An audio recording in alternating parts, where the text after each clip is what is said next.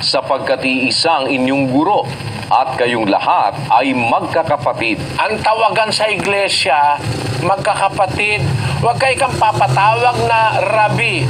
Iisa lang kasi ang inyong guro. Ang kahulugan kasi ng rabi, plural po yung rabi ng salitang rabbonai.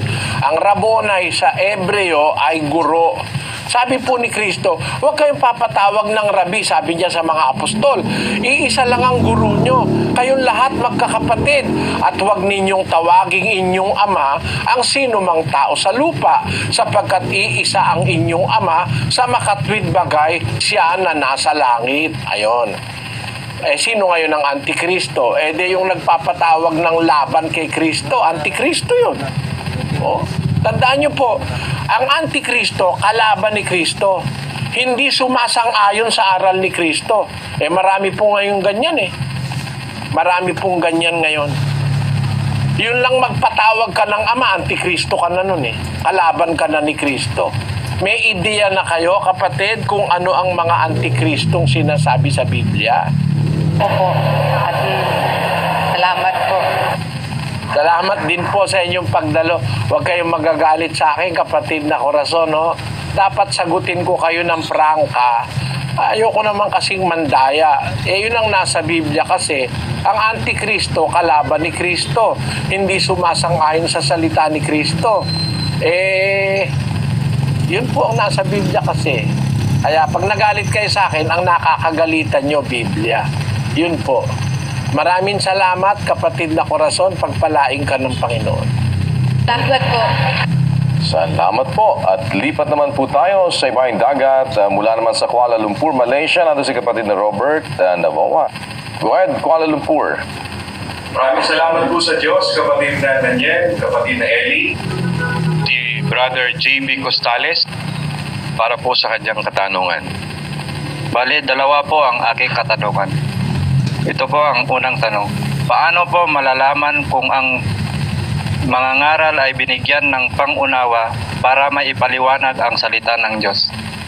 Pangalawa po, paano kung ang isang Katoliko ay nagpabautismo sa Iglesia ng Diyos, pero umaaten pa rin sa dating reliyon? Mawawala po ba ang bisa ng bautismo? Yun lang po at maraming salamat. Una, yung tanong ng kapatid na JB, paano malalaman kung ang mga ngaral ay binigyan ng pangunawa? Alam mo, kapatid, malalaman mo naman yung walang unawa Pag nalaman mo yung walang unawa, malalaman mo yung may unawa. 1:7 ng Timoteo. Na nagsisipag na sang maging mga guro ng kautusan, bagaman di nila natatalastas kahit ang kanilang sinasabi, kahit ang kanilang buong tiwalang pinatutunayan. Ayon, merong nagnanasa na maging guro ng kautusan ng Diyos. Gusto nila magturo sila sa tao ng kautusan. Pero sabi ni Pablo, hindi nila natatalastas. Yung natatalastas, ibig sabihin nun, nauunawa. Hindi nila natatalastas kahit ang kanilang sinasabi. Tinan mo nga yun, ang paradox, nagsasalita, pinapatunayan ng isang bagay, pero hindi pala naman niya naiintindihan yung pinapatunayan niya at saka yung sinasalita niya. Meron bang ganon? Eto, babalikan ko lang kapiraso. Ang pagsasign of the cross daw, pang-adya sa kaaway, panlaban kay Satanas. Bakit pagharap mo kay Santa Maria, sa estatwa, nagsasign of the cross ka? Nauunawa mo ba yung sinasabi mo? Yung pala'y panlaban kay Satanas. Ba't pagdaan mo sa simbahan ay nagsasign of the cross ka? Yun ang katuparan nung sinasabi ni Pablo kay Timoteo. Hindi nila natatalastas ang kanilang sinasabi, kahit ang kanilang buong tiwalang pinatutunayan. Ang ginagawa mo, hindi mo iniintindi Hindi mo iniintindi yung ginagawa mo. Yung pala panlaban sa kaawa yung sign of the cross. Bakit sa harap ni Maria nagsa-sign of the cross ka? Naintindihan mo ba yan? Yung ginagawa mong kaaway si Maria. Yon ang ibig kong sabihin, kapatid. Merong tao, hindi niya naiintindihan yung sinasabi niya. Gaya nung turo na yon. Ngayon, paano mo naman malalaman yung nakakaunawa? Alin ba ang nauunawa niya? Kasi kung kailangan ng pagkaunawa, alin ang mauunawa mo? Halimbawa ako, nangangaral ako. Alin ba dapat kong maunawa? Ang dapat ko bang maunawa kung paano niluluto ang adobo? O kaya kung paano pagluluto ng kare-kare? Yun ba dapat kong maunawa? Mangangaral ako eh. Dapat ang maunawa ko, aral. No? Sa Isayas, ganito ang ating mababasa. Ang dapat na maunawa, aral. 29:24. Sila namang nangamamali sa diwa ay darating sa pagkaunawa at silang mga mapag-upasala ay mga tututo ng aral. Ayon, ang dapat maunawa yung aral ng Diyos. Paano mo ngayon malalaman kung ang isang mangangaral may unawa? Di alam niya yung aral ng Diyos. Sabi ng hula kasi, namamali sa diwa, darating sa pagkaunawa. Ang mapag-upasala, matututo ng aral. Yun ang dapat maunawaan, ang aral ng Diyos. Ang mangangaral, dapat nauunawaan niya yung aral na kanyang iniaaral. Alam mo, marami ngayong mangangaral, di niya naiintindihan yung inaaral niya eh. Alam mo kung bakit, kapatid na JB? Basahin natin ang 2:20 ng Roma. Tagasaway sa mga di nakaalam, guro ng mga bata, na sa kautusan ay mayroon kang anyo ng pagkakilala at ng katotohanan. Ikaw nga na nagtuturo sa iba, hindi mo tinuturuan ang iyong sarili. Ikaw na nangangaral sa tao na huwag magnanakaw, nagnanakaw ka. Ikaw na nagsasabing ang tao ay huwag mangalunya, nangangalunya ka. Ikaw na nasusuklam sa mga Diyos-Diyusan ay nanakawan mo ang mga templo. Ikaw na nagmamapuri sa kautusan, sa iyong pagsuway sa kautusan ay niwawalan mo ng puri ang Diyos. Sapagkat ang pangalan ng Diyos ay nalalait ng mga hintil dahil sa iyo, gaya ng nasusulat.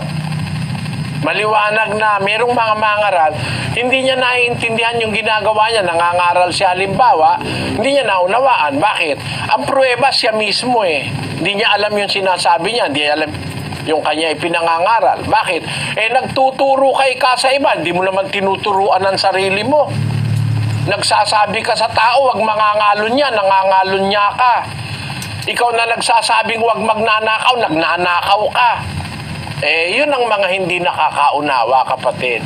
Ang mauunawa kasing dapat maunawa yung aral. Kaya ang sabi ng Diyos sa 3:13 ng Kawikaan, pakinggan mo. Mapalad ang tao na nakakasumpong ng karunungan at ang tao na nagtatamo ng kaunawaan.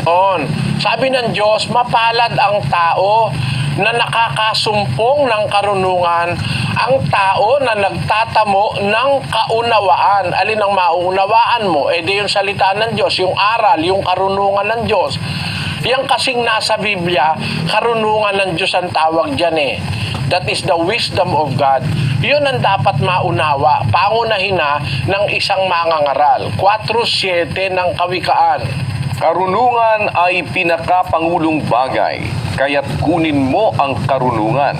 Oo, sa lahat mong kukunin ay kunin mo ang unawa. Ayon, ang utos ng Diyos sa isang mangangaral, ang karunungan niya, yun ang pinakapangulong bagay. Hindi karunungan ng mundo yan ha. Hindi karunungan ng sanlibutan, magkaiba yun eh. Ang kailangang matutunan ng mangaral, maunawa, yung karunungan ng Diyos. Yun ang nangyari sa mga apostol eh. 2:6 ng unang Korinto. Gayunman ay nangagsasalita kami ng karunungan sa mga may gulang, bagaman hindi ng karunungan ng sanglibutang ito o ng mga may kapangyarihan sa sanglibutang ito, na ang mga ito'y nangauuwi sa wala. Pagkaiba yung karunungan ng sanlibutan na uuwi lang sa wala kesa dun sa karunungang itinuturo ng mga apostol. Sabi niya, nagsasalita kami, sabi ng mga apostol, ng karunungan. Bagaman hindi ng karunungan ng sanlibutang ito, sapagkat ang karunungan ng sanlibutan nauuwi lang yan sa wala eh. Pero ang sinasalita nila, yung karunungan ng Diyos. Yun ang kanilang naunawa, yung aral ng Diyos, yung salita ng Diyos. Dapat alam ng mangangaral yun. Alam niya na bawal ang mandaya. Alam niya bawal mang agrabyado. Alam niya na ang karunungan ng Diyos ay dapat tapat, hindi manluloko. Basahin natin ang 3:17 ng Santiago.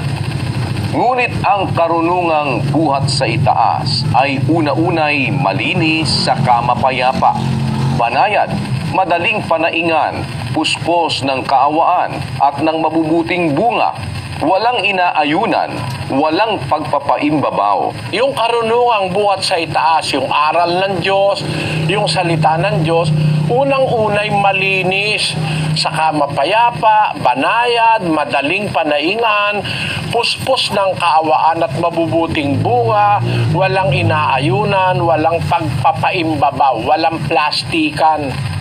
Ang mangangaral na meron niyang karunungan na yan, makakaunawa siya ng salita ng Diyos sa Biblia. Doon mo malalaman kung ang mangangaral may unawa, alam niya yung aral. Parang pag-isip ka, no? May mangangaral ngayon, hindi alam ang Biblia eh. Magsasalita, 1 oras hindi nagbabasa ng Biblia eh. Dapat ang ministro, nagbubuka ng bibig na may karunungan. Yung aral. Pagka binuka mo yung bibig mo may karunungan, may aral, ibig sabihin, babasahin mo sa Biblia. Kasi nasa Biblia yung karunungan ng Diyos eh. Pag ang mga ngaral, nagdadaldal lang, hindi nagbabasa ng talata, hindi nakakaunawa yon. Ang ikalawang tanong ng kapatid na JB, paano ka isang Katoliko magpabautismo sa Iglesia ng Diyos, pero umaaten sa dating relihiyon?